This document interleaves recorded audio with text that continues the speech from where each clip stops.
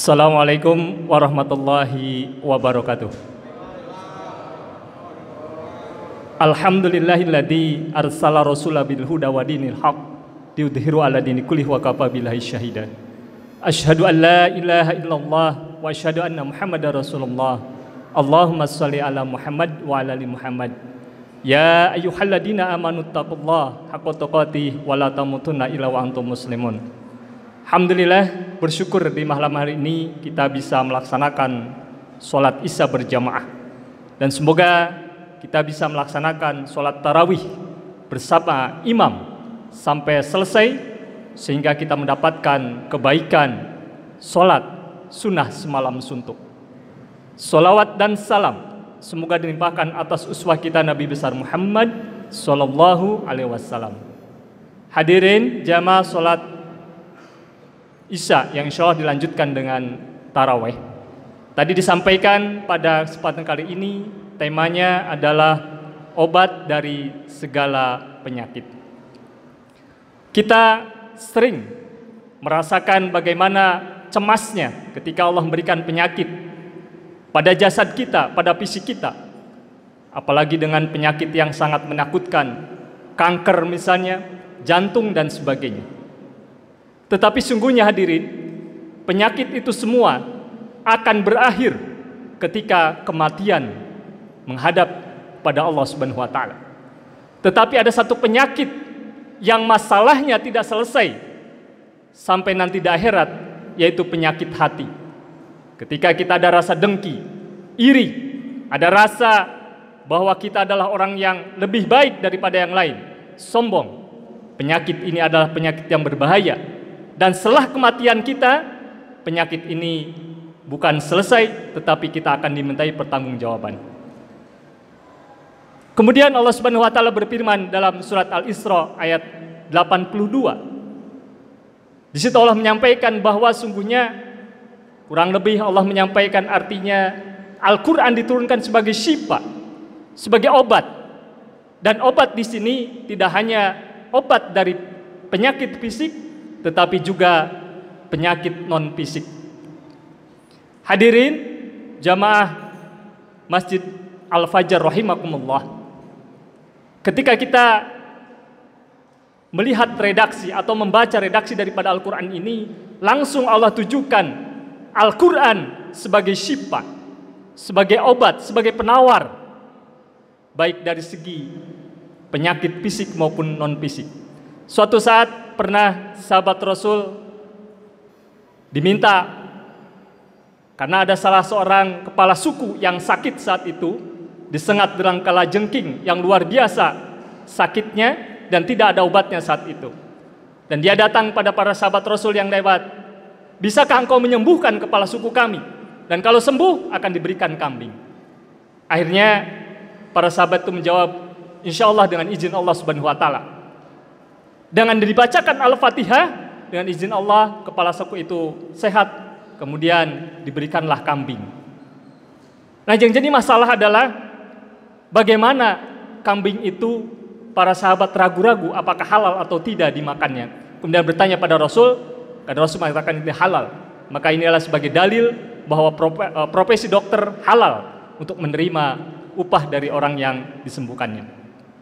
Yang jadi masalah adalah kenapa mungkin kita punya sakit, fisik kita sakit, ada jantung dan sebagainya, sudah dibacakan Al-Fatihah, kita baca Al-Quran, tapi tetap tidak sembuh. Maka di situ di ayat 82 itu syaratnya adalah orang yang beriman. Jadi Quran ini akan menjadi syifa, akan menjadi obat ketika yang membacanya adalah orang-orang yang beriman.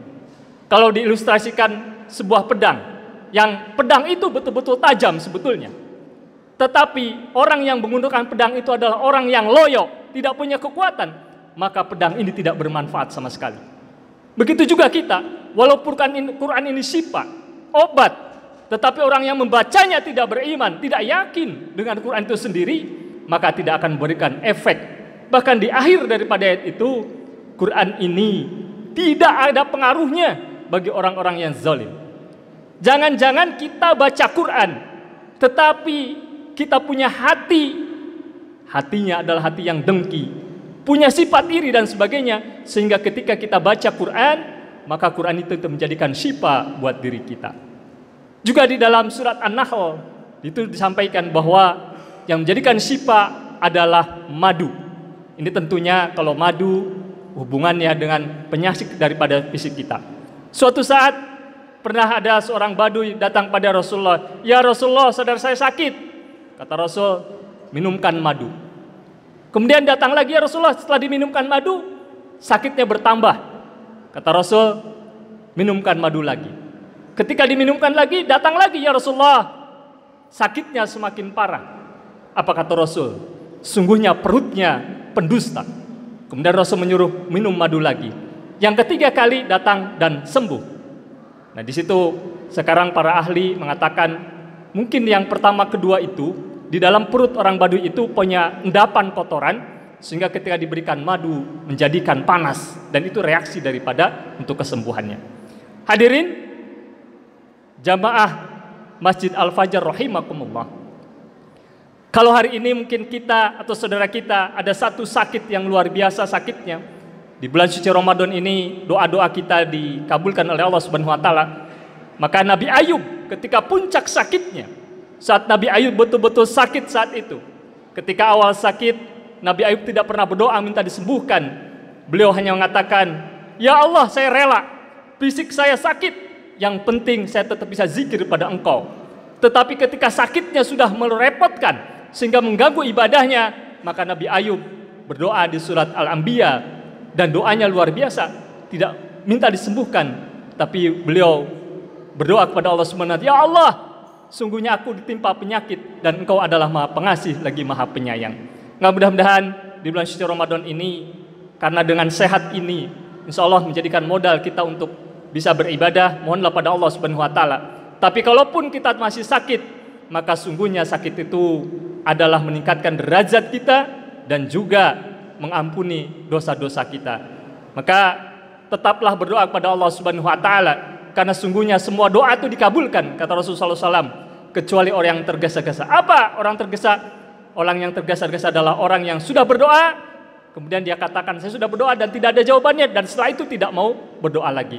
Maka teruslah berdoa. Ada yang akan dikabulkan di dunia ini atau ditunda, atau mungkin bahkan nanti diberikan pahala di sisi Allah Subhanahu wa taala. Itu saja yang bisa disampaikan di malam hari ini. Mudah-mudahan Allah berikan kekuatan kepada kita. Yang lagi sehat, gunakan kesehatan untuk beribadah, jangan sampai lalai. Yang sedang sakit diberikan kesabaran, dan mudah-mudahan kita orientasi kita sehat, kita mendapatkan ridha Allah, sakit pun yang penting Allah ridha pada kita. Kita tutup dengan doa penutup majelis. Subhanakallahumma wa bihamdika asyhadu alla ilaha illa anta astaghfiruka wa atubu ilaik. Kurang lebihnya mohon maaf. Billahi taufiq hidayah. Assalamualaikum warahmatullahi wabarakatuh.